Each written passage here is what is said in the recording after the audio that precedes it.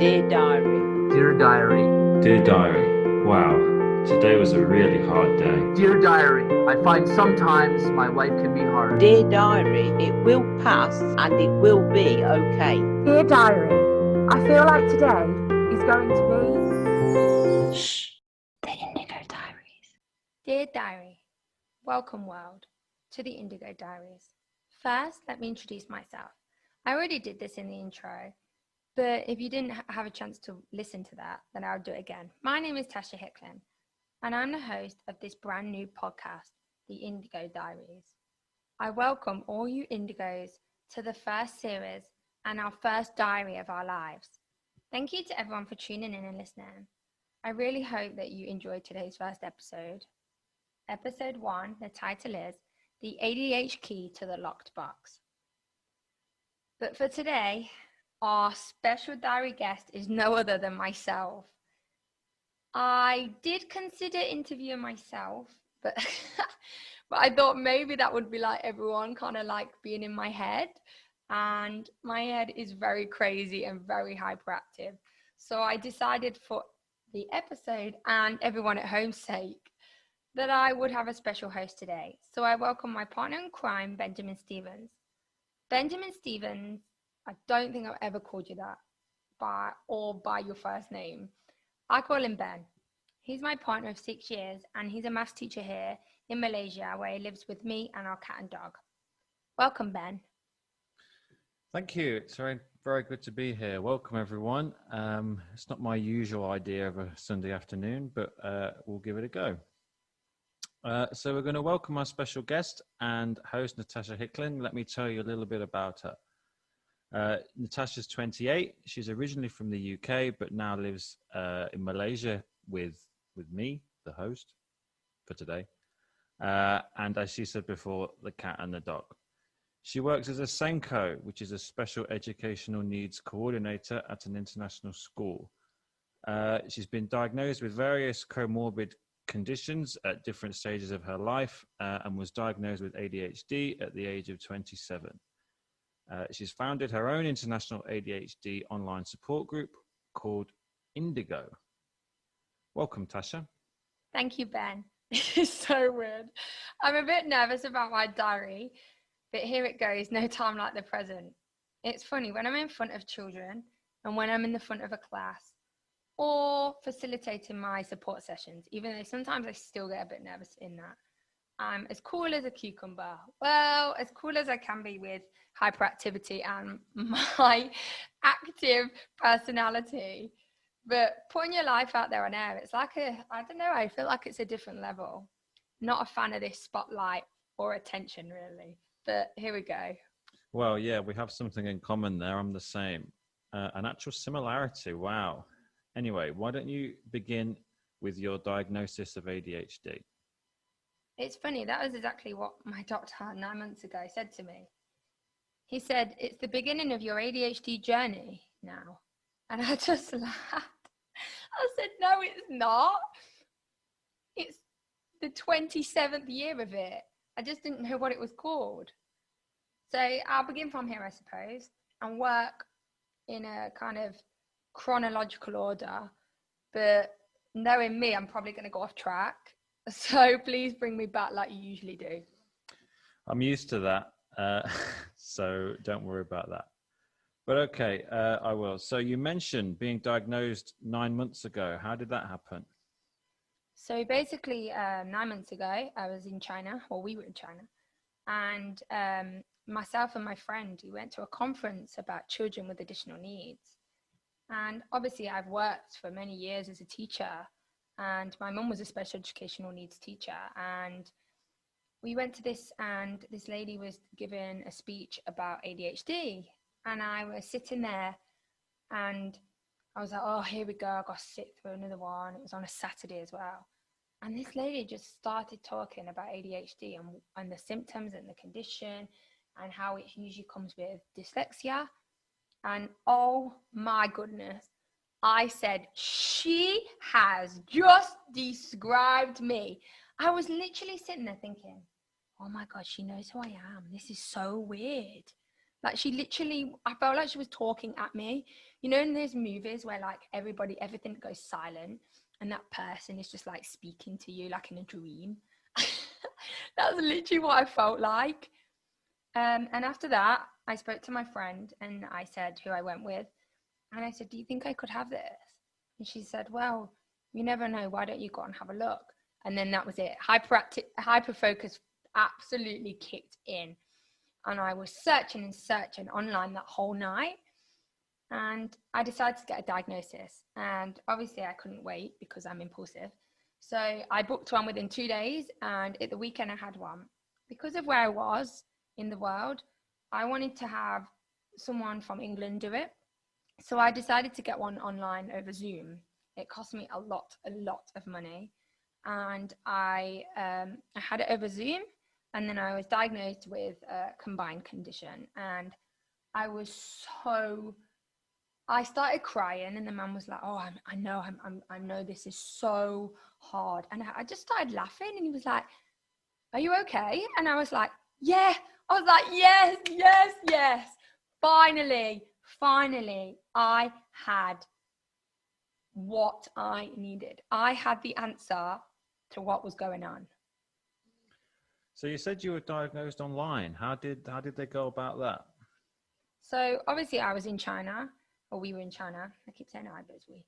And I just didn't want to go to somewhere because when we were there, healthcare was quite difficult to go and get. And, you know, it's hard because of the language barrier. So I really wanted the English system. So I went there. I had to do all of the checklist. My mum had to do one. You had to do one. And then I just had an hour interview. And that's what I thought a diagnosis was at the time. I got my report and I was a little bit disappointed. I mean, it told me I had combined type, and I kind of already diagnosed myself. I've been doing that my entire life. Doctors hate me. And I was a bit disappointed. And then we now live in Malaysia, which I'll get to later. And during, we had lockdown, and I decided to get a re-diagnosis. Not because I didn't believe it, I just wanted a full-on diagnosis with so many details and the proper tests. And every time I'd learned more and more about it, I was like, wow, my first doctor really didn't do a good job. And yeah, I was diagnosed, but I knew I had it. But I wanted to get a new diagnosis, so that's what I did. How did it feel to get the diagnosis? There's just one word: relieved. So basically, I'm going to go back to my childhood now, and then let's start with the chronological order. So when I was a child, probably before the age of 10, I was the most confident child and knew exactly who I was. My mum always says that I was just like, I just knew who I was. I played by myself and I did not care what people thought. So I have two sisters. One is 3 years older and the other one is 6 years older. And I was always didn't really fit in with them. They would play by themselves together, and then I would play by myself. I didn't really I was a big tomboy. I wore football shirts and cycling shorts. I did not care. I had short hair, and that was it. And they liked to sit down, watch films. I didn't. I was always moving, talking, being expressive, being what we used to say, naughty. And I just was so happy being a child. I was very left out with my sisters and my mum and dad. And that's not anything because of, my relationship with them. I just never really felt like I fitted in. We always used to make this joke that I'd been left on the doorstep, and I just didn't really fit in. One of my sisters is exactly like my dad, and my other sister is very like my mum. And now I realize I'm a bit of both, but back then I just didn't really fit in, and it was really hard. But before the age of 10, I didn't really care, because I was just who I was, and I was in my own little world, really. And people always used to call me the jack of all trades, because I'd never stick at anything. I'd be going to singing lessons, dancing lessons, trampoline and swimming, did the violin, the piano, did this and this, because I always just had to be busy, but I never really could stick at anything for very long. But the thing that was the hardest thing for me was my emotions. And people used to say I was a whirlwind, and that used to really upset me, that name. Now I kind of understand, because that's how I was. I used to lash out at my family, at myself. I would never hurt anybody else but myself, but it was hard. I was in these emotional, tantrums, meltdowns, however you call it. For me, it just felt like a whole world was just going off in my head, and I could not escape my own head, and I just had to get it out somehow, by punching the wall, by hitting my teddies, by throwing stuff. By screaming, I had to get it out. So how did your family react to that? To the emotions, I think they found it quite hard, especially my sisters, because, I was very all over the place, and sometimes I would, jump to conclusions and things like that. But really, my family really just embraced me. I wouldn't have made it today without them, and especially my mum. She really embraced who I was, and she adapted to things to the way I needed it. If I started arguing with my sisters, she would try and pull me out, because she knew that, I think she always knew that it wasn't me, my personality. There was just something else going on. We just kind of they just didn't really know. Well, it sounds like you came from a really good family, and they tried to do their best by you. So carry on. You said before the age of 10, you were yourself and happy like that, but what happened afterwards? Well, after the age of 10, that's when things started to really take turn. Things that my family would say to me, and they wouldn't do it on purpose. It's just that's just how they thought my personality was. And, it just kept getting to me. Sometimes you're too much task, the whirlwind, this and that. And it just really got to me. And then schoolwork started to get harder. As I went into high school, in England, we start high school at the age of 10. And that's when really things started to get hard, social pressures.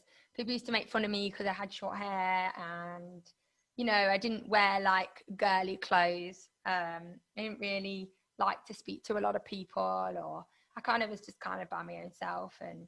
And then that's when I really started to see that I was so different from everybody else. People in my class could just sit and listen. And then I kind of just had to adjust to the norms. But that's what I thought. I thought it was just like social norms. So I think at the age of 11 was when I really started to be, I actually remember, I have a very good long-term memory. My short-term memory is questionable. But I forget everything. But at the age of 11, I decided that I needed to fit in. And it was too hard to try and be different. I tried it for so long. Sorry, I'm just getting a bit emotional. It's quite hard to talk about these things. And so at school, I really tried. I suppressed it. I suppressed my restlessness and things like that. And then when I got home, my emotions, my hyperactivity, and everything else got out of hand. And this is when I started punching the wall, and I started to have coping mechanisms like trying to avoid school by pretending I was ill. And my head was just absolutely messed up. Academics were so hard, and I knew I was behind, but I had to kind of find a way. My mum was amazing. She absolutely helped me so much after school. And I think they knew that I had a lot of like active nature. So they put me into a lot of after school clubs like sports and dancing and singing. And they were ways for me to kind of get it all out. But school was a different place. And when I got home, it was a dark place.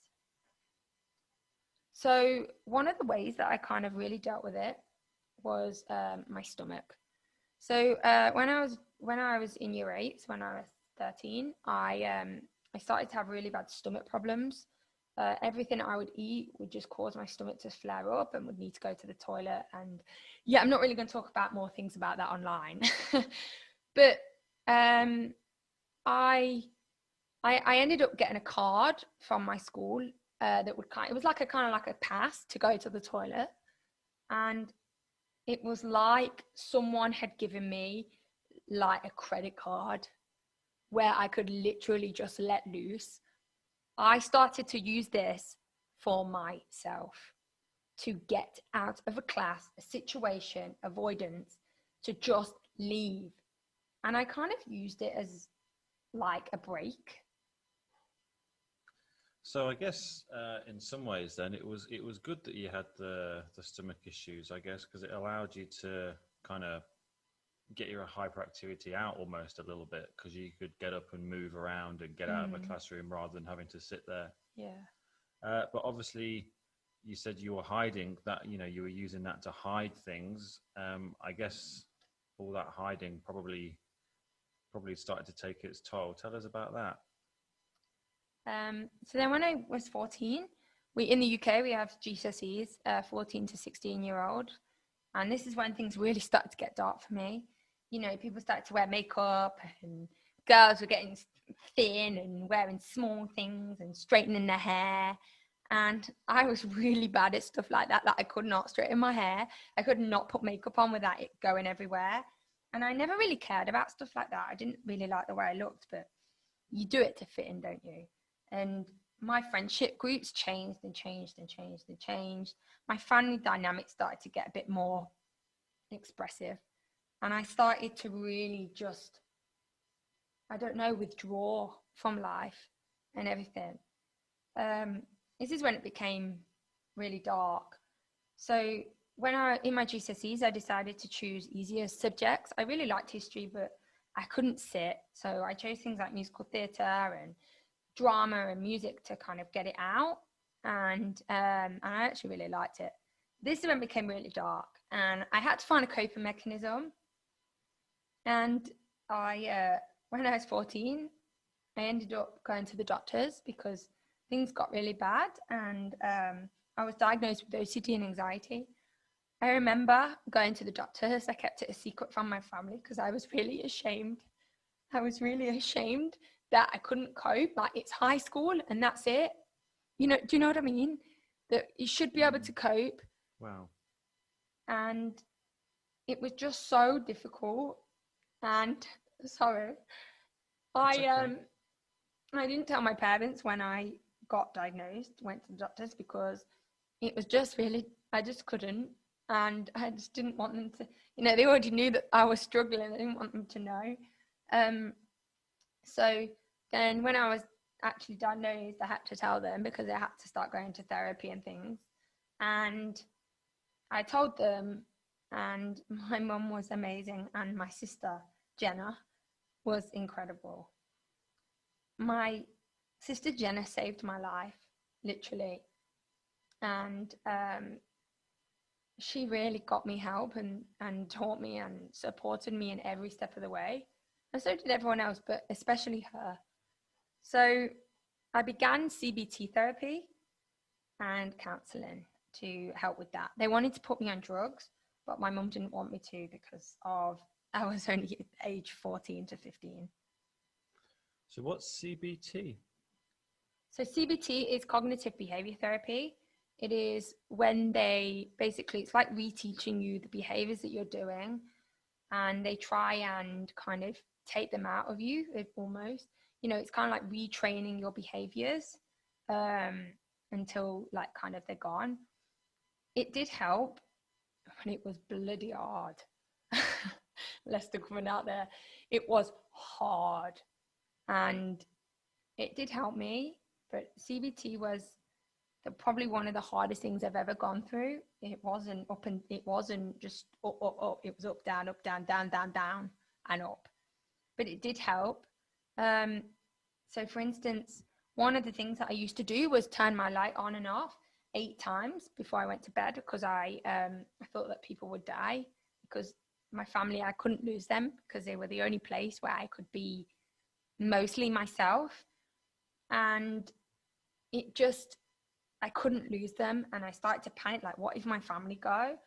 And a way to do it was I used to switch the light on and off. So each week they would do things like, oh, try and switch it off this many times. How do you feel about that?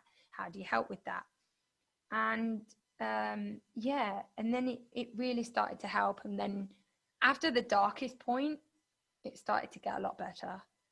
But my sister was one of the reasons why I made it through. My sister showed me this book. When we were younger, we didn't really get on as much because there's a huge age gap. But at this age, I was starting to get a bit older, and she saw. And my sister gave me this book called The Indigo Children. And it's about children that are different. And yeah. So I guess, is that the book that gave you the idea for the name Indigo? Yeah, but I'll go into this later, or I'm going to lose track.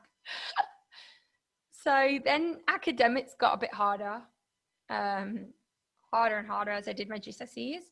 And I was meant to go into A-levels, which is like the next level. But I couldn't. It was hard to do them. So I decided to go into musical theatre. I made this big decision, and I did it without anybody knowing it again, because it was active. And you could stay in the back, you could kind of fade into the background. It was active. There wasn't much writing, there wasn't much academics. So I really tried. So I made it through college, quite well actually. My confidence was very, very down and very, very low. I didn't make many friends or anything like that. But I was there, and I got through, and I did quite good. And then I went to uni. And this is when things started to, I was very lost. Emotions were very high. I was very scared, but I went and did musical theatre again because I didn't really know where to go. I was just so lost. Uni got a lot better. People were a bit more open. Musical theatre is very dramatic, and you could be anybody you want to. So I found uni a lot easier than anything else I'd ever found. Well, in first year. And then it got to second year, and academics started again. And even for musical theatre, we had to write essays. So how did you cope with the academic work after kind of trying to leave it behind? So after my first essay, my uni tutor called me in for a meeting, and she said, look, you've only just scraped to pass. And I said, oh, I passed, wow. And she went, what? I said, oh, I've not wrote an essay ever. And she said, what? I said, no. I said, I avoid it, or I get somebody else to do it, or, someone else changes the words completely. And she was like, yeah, but you just scraped to pass. And I said, oh. And she said to me, have you ever been tested for dyslexia? And I was like, no, me, dyslexia, what? For me, that's how I just saw people that couldn't read or write. And I was like, no, I can read, I can write. She was like, do you like reading? I was like, no, I hate reading. She says, do you like writing? I said, no, I hate writing. And she says, how have you got through school? And I said, well, I did musical theatre, and I didn't really have to write essays. And in English, I was really good at explaining it verbally. And I'm quite good at creative writing, but that was it. And she said, okay, why don't you go and get tested?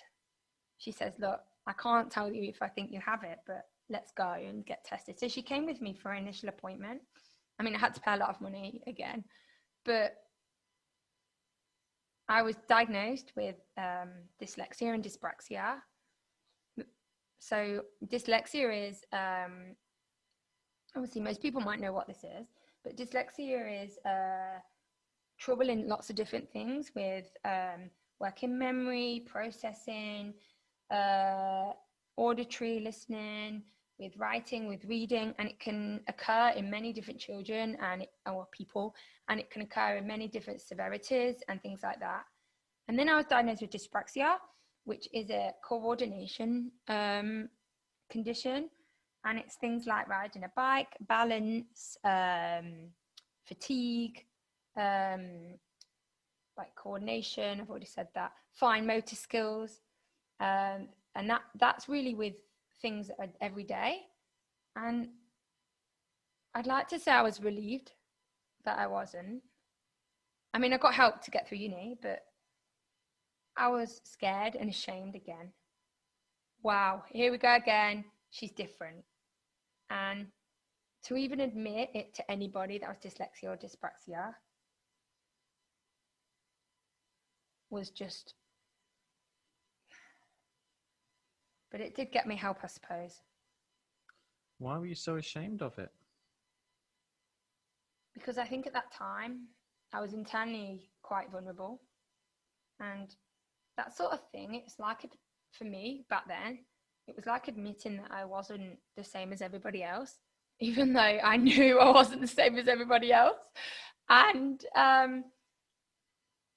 you know, it's being vulnerable to people. And back then I had no idea who I was. I had no idea. I'd locked myself off from everybody, you know, for a long time. So it just didn't really make sense, because I did so much research about dyslexia and dyspraxia, and a lot of it did make sense. I couldn't ride a bike, you know, I hated doing my hair, I couldn't do plaits, my handwriting is horrendous. I got 2 left feet, even though I'm quite good, I'm okay at dance, I have rhythm. For harmonies, with singing, I didn't have the intonation. Reading out loud was really difficult, and it made sense, but I still felt like there was something missing. It still didn't explain everything. And then a year later, I was diagnosed with celiac disease. So my internalization and my head was even more challenging. What? Yet again, something else. And then you became a teacher. So after university, how did you choose that? It's funny, really, because when I was back at school, they have these people in England called connections, and they come in and they speak to you about like what you want to do and things like that. And at the age of 13, I was like, I don't know what I want to do. And you had to choose your GCSEs, and they're like, you know, what do you want to do when you're older? I was like, oh, I suppose I want to be a teacher. I want to help people. And they were like, do you like school? I was like, no, I hate school. And they just laughed. And I said, why are you laughing? And she said, but you hate school, so why would you want to be a teacher? And I was like, oh, I don't know. But so I thought I wanted to be a social worker, but I didn't really know at this point. But I went to Camp America in my 3rd year of uni, and I met this girl called Tess who has Asperger's. At the time, we didn't know that. And she changed my life. And that's when I decided I wanted to be a teacher. And throughout my years as a teacher, it was hard. I loved it. I loved every minute of it. It was finally a place, like being in my classroom with the children, I could be myself. It sounds so strange, but in front of like 30 like 7-year-olds. It was the first time in my entire life where I could be myself. They loved how hyperactivity I was, how I made mistakes, all this stuff that I'd shut away and tried to hide from everybody.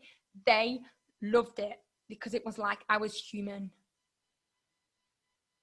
And those children that had the outburst, however you may say it, the children that struggled, the children that were quiet, the children that were too loud, I could relate to them. And I gave it my everything. But the stress and the no work-life balance had a huge impact. And as much as I loved it, it was my life for 2 years. I just couldn't do it anymore. It was stressful. And the emotions of everything when I got home. So I gave it me everything, and then well, you know the next bit, so you might as well tell it. What, the leaving the UK part? Yep. Well, I guess we can talk about that after a break. I'm ready for a drink. But what are you talking about? I can't wait. No, well, you have to. Nah, that's not my strong point at all. Ugh. Never mind.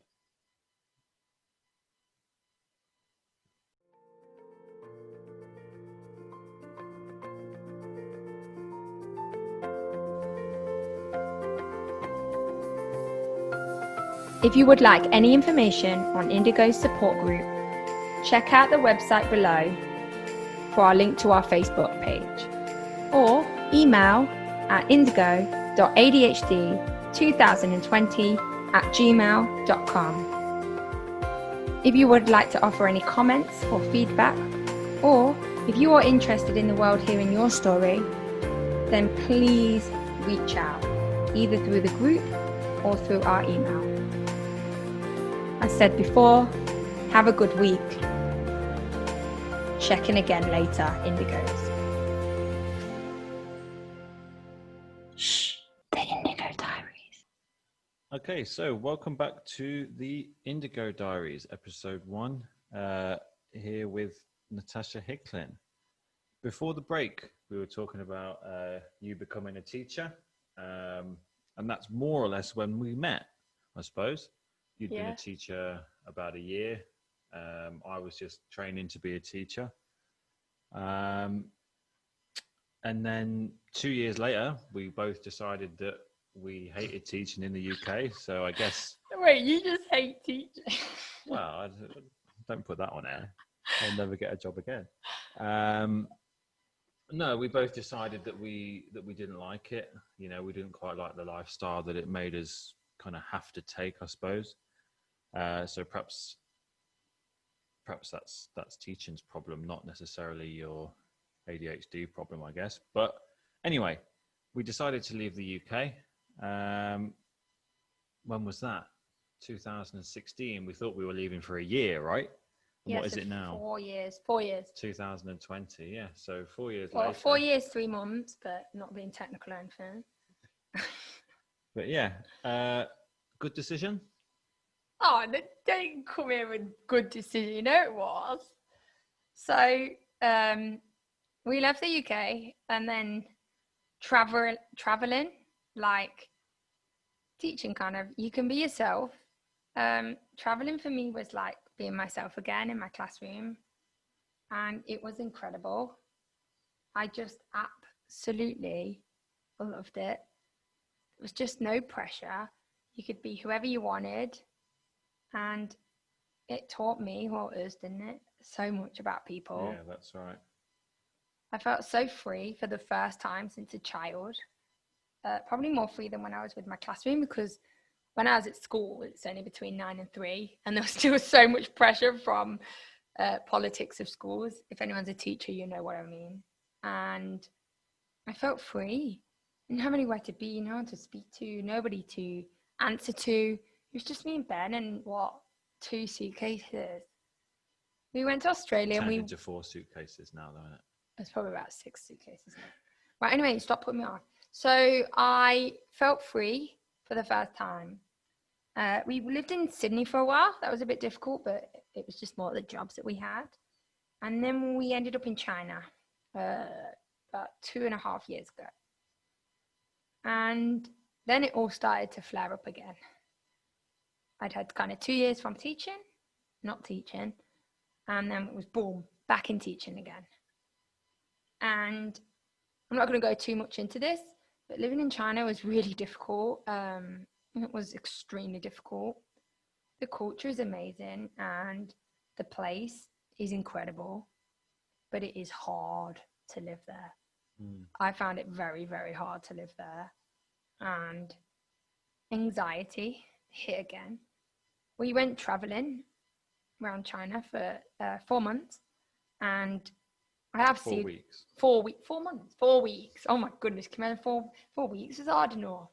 So we went traveling for 4 weeks, not 4 months, thanks Ben, around China, and So I have celiac disease, so that means I can't eat gluten, and soya sauce has gluten in, and it's everywhere. And gruesome story short, it made me very, very sick. And I had to have more tests when I got back to Shanghai. And a lot of things happened with the way people were, and like locals were, about me not being able to eat soy sauce and things like that, and accidents in places. We won't go too much into that because this is a family show. And anxiety hit again real big time. So I reached out to a counsellor again on BetterHelp, and I found my counsellor, who 2 years later I'm still speaking to, and she's amazing. She really helped me, and 6 months later I was starting to not get over it, but my anxiety started to fade again. And then, I got a promotion at work.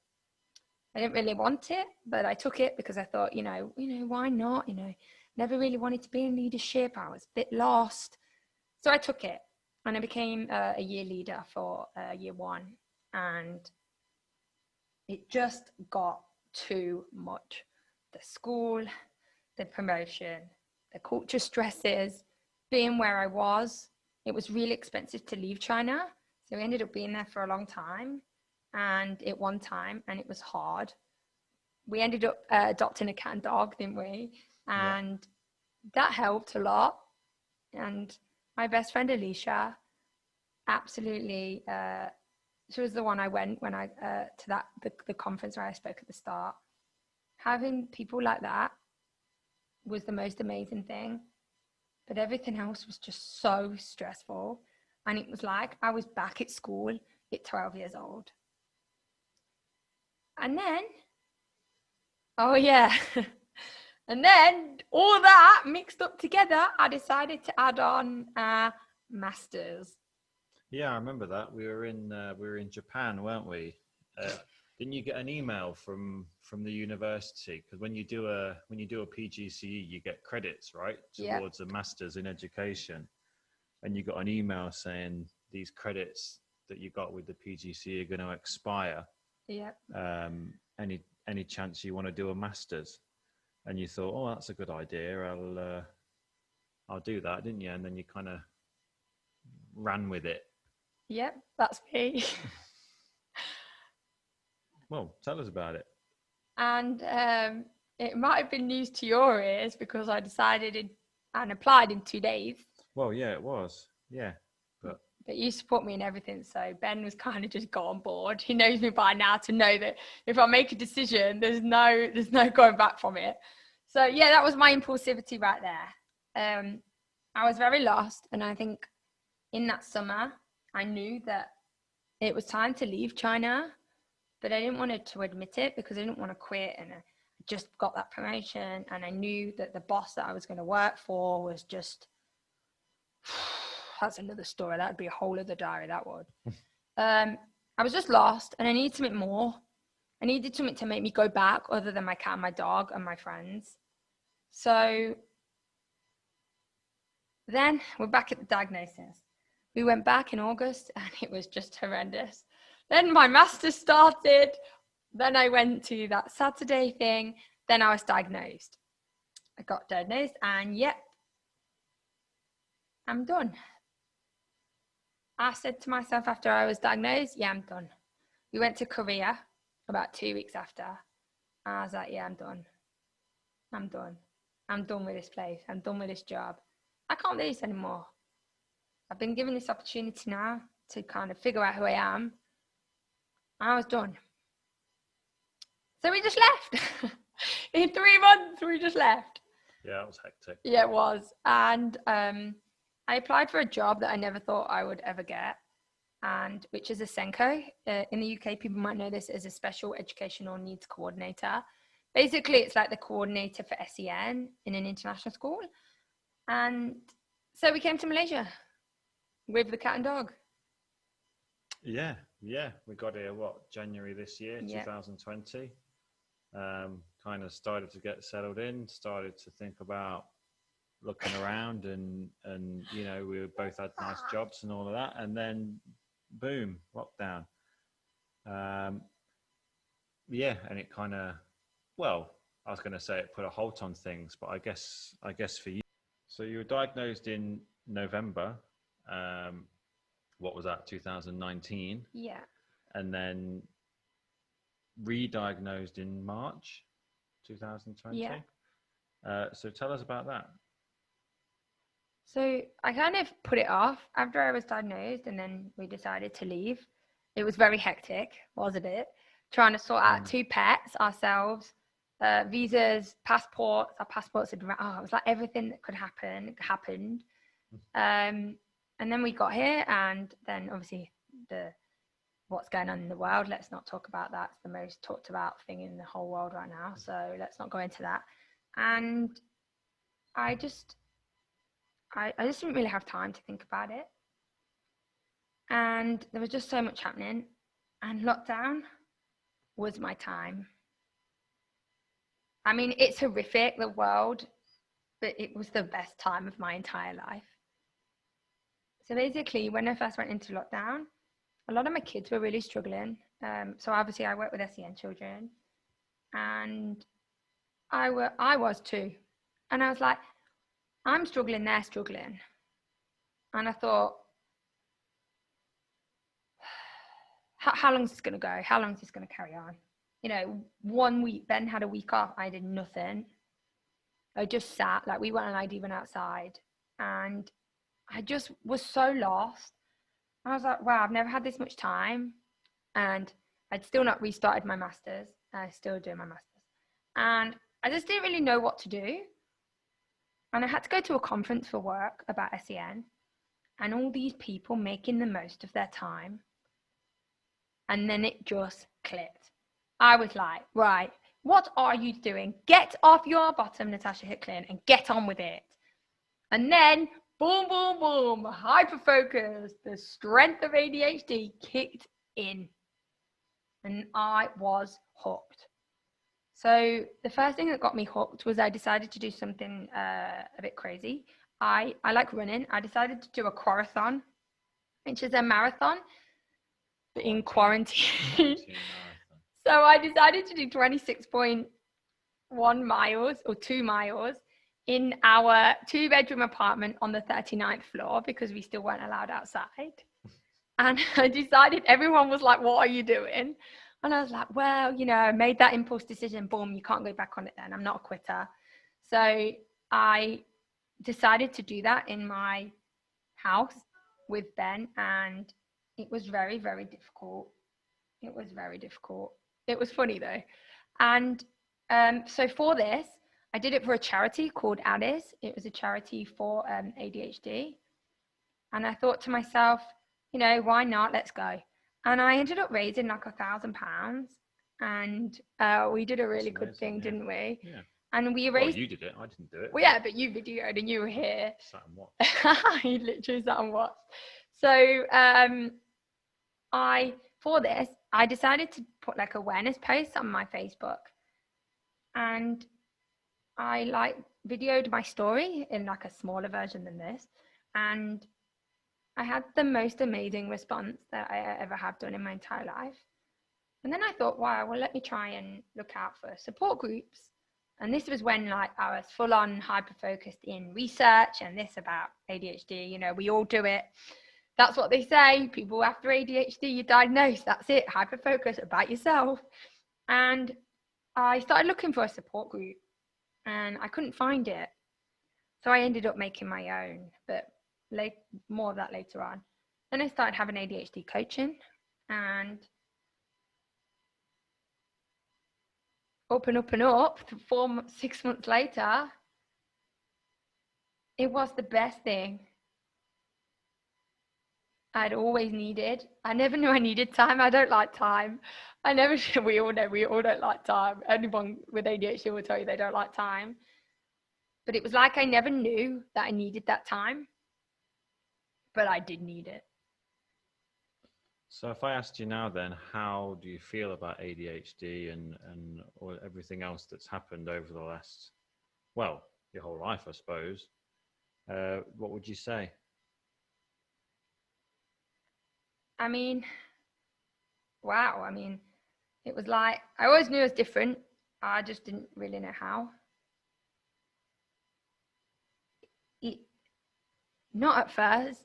I mean, like this whole time, I've been listening to things like books and this and that, and you just get little different pieces of kind of who you are. And it was like I could finally be myself. It was like this had given me the permission to be who I was. Dyslexia and dyspraxia, OCD and anxiety, yeah, they were pieces of my puzzle, but they weren't the whole piece. ADHD was the piece that I needed because for me, my ADHD impacts everything. My dyslexia and dyspraxia only impact certain points. But ADHD, as people may know, it impacts my entire life. And it's unlocked the box of myself. That child of under 10 who knew who she was, did what she wanted, and looked after herself first, because that is the most important thing. You are the most important person in your entire life. I was still in there. I've always been in there because that's who I was when I was a kid. Just all these external barriers and the challenges and the norms of society and everything just shut it away. I shut myself inside myself. Sounds really weird, but I shut myself in my head, shut it away for a long time, for let's say 18 years. And the key to unlock that box was my ADHD. Well, yeah. So finding out about obviously getting diagnosed with ADHD was probably the best thing then. Do you wish you'd found out earlier? At first, I was very angry. They always say that angry point comes in after you've been diagnosed. Like, what? Why has nobody in my life discovered this? And especially because of who I was. But no. Now, no. Not every day I'll say that. If I'm having one of my emotions and my regulations, or RSD, rejective sensitive dysphoria, or however you, emotional regulation, however you call it, no, I wouldn't say yes. I wouldn't say that, I've lost it. That's an ADHD thing. We lost our thoughts. Let me go back to my thoughts. Okay, I found it. In those moments, yeah, I'd wish I'd been diagnosed earlier. But in everyday life, no, because it wouldn't be who I was. I had to go through all that to get to where I am, and it might have been hard, and it might have been challenging, and it might have been the point where I felt like I couldn't go on it sometimes, especially when I was 15. But no, not now. I say to myself, 80% of the time, I have it well managed, but 20% of the time, I'm an absolute ADHD challenge mess. And I'm proud to say that because it's part of who I am. All of it is a part of who I am. I can't change it, but I can manage it. And that's all that matters to me. Yeah, that's right. So what's been the most important thing then that's helped you since you found out about ADHD? So counselling I've now had for 2 years. So that was more my anxiety. My counsellor is absolutely incredible. I just love her. She really saved me in China. Meds, yeah, I'm on meds. And I'm not ashamed to say it, I'm on meds. And I know there's a big argument with meds, but I'm not going to get into that. For me, they work, they help. I didn't go on them until April. So I've been on them for about 5 months now. And like Ned Hallowell says, it gave me the right lenses of glasses. It clears my head enough to be able to put these strategies in place. It doesn't give me everything. I think if I was just on meds and nothing else for myself, then it wouldn't. But that on top of everything else I do, it makes a huge difference. And then coaching, I started ADHD coaching, and it's been incredible. I have a coach. I've had her for about 5 months now, since May, and she has helped me so much. Structure and everything. People used to call me an organized mess. Now I'm very organized. I'm very organized. Always was. Still a mess? No. No. Sometimes.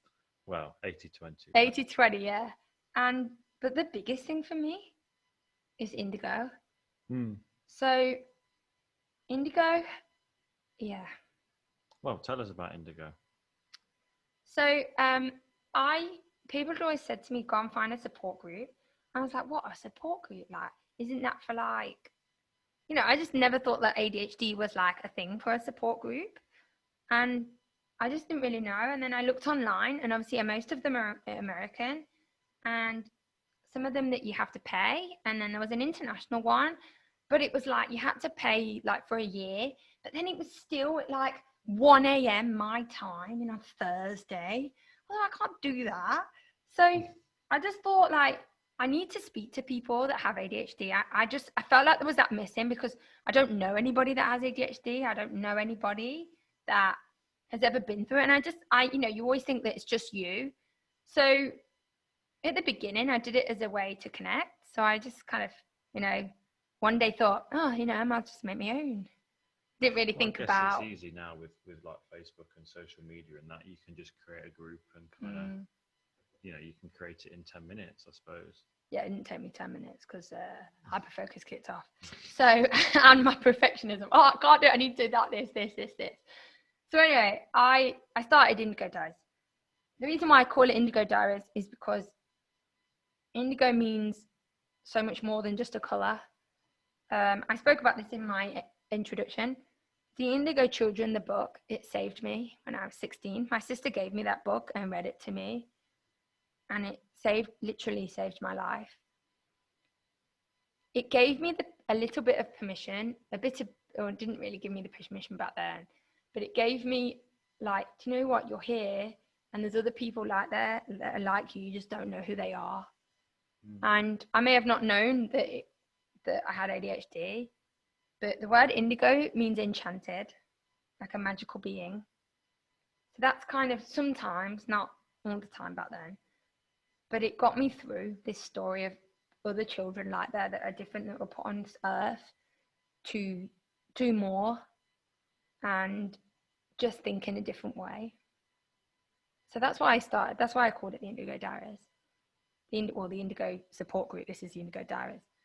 And I didn't ever expect it to be the way it is. It's taken off, hasn't it? Yeah, it really has. My favorite thing about it is the members. And that moment when everybody's talking, so we meet twice a week on Zoom. It started off as once, but we do twice a week. And anybody can join, anyone that's got Zoom. It's free. It's just a Facebook group, and we just meet twice a week. And you come or you don't, or you come when you want to, you come when you're free. And every week, when someone says, oh, I do this, and you look around their screen and everybody else nods, they nod. And it's like that feeling, wow, there is somebody else out there that is just like me. And appreciation, and for all those people that the members, I have some very regular members that come every week, and it's really funny because they say thank you to me. They say, oh, we appreciate you, Tash, and this and that. But the fact is, it's the single most important factor that it helped them, but it helps you too. Yeah. And it was the first place where I'd found people who were just like me, inspiring people with so much in common. And every week, every time I get on that screen, my face lights up, because it's like, wow, here we are again. And people just for that hour get to be who they want. They get to put themselves on mute and be like, wow. And it does not matter, because everybody just gets it. It sounds like it's really helped Is there anything else that's helped you? Maybe some guy that maybe his name begins with a B. All right, you know what? What are you talking about? Oh yeah, and this guy, everybody knows. He's got a big smile on his face. I mean, anyone that knows him knows he's extremely introverted. Yeah, don't need to fuck him up. Oh no, don't swear. You don't need to roll your eyes. And he hates that word. But for someone that's really introverted, the fact that you've come on here says a lot. Well, so big appreciation to you. Thanks. Well caught on that little language mishap, shall we call it. Perhaps we'll have to go into the editing booth for that one. No, there's no perfectionism here, thank you. Well, I mean, you might get an extra age rating on your podcast after that. Anyway, so I guess then ADHD really was, or the diagnosis of ADHD really was the key to you kind of unlocking your own potential, I suppose. And I couldn't agree with that more, obviously, from watching you, well, not watching you, that's a bit creepy, but from being with you over the last 6 years and hiding around the corner and peering. No. I think in the last 6 months you've gone on this incredible journey of self-discovery, and it's really fantastic to see. Thank you. And I think it's great that you're trying to help others with their journeys and also trying to promote them on this podcast. I think it's incredible. So is there anything you'd like to leave us with? I think we're more or less at the end of not the end of the story, but the story up to now. So is there anything you want to sign off with? Yeah, I'd like to leave this diary with this one thing. I said a little bit of this when I left my school in China. Don't let anyone tell you can't, or you're not good enough, or that famous line that it's in your head, we can't see it. Each and every one of you are amazing with your own story to tell. Just because your brain works in a different way, it doesn't mean that there's something wrong with it or a defect.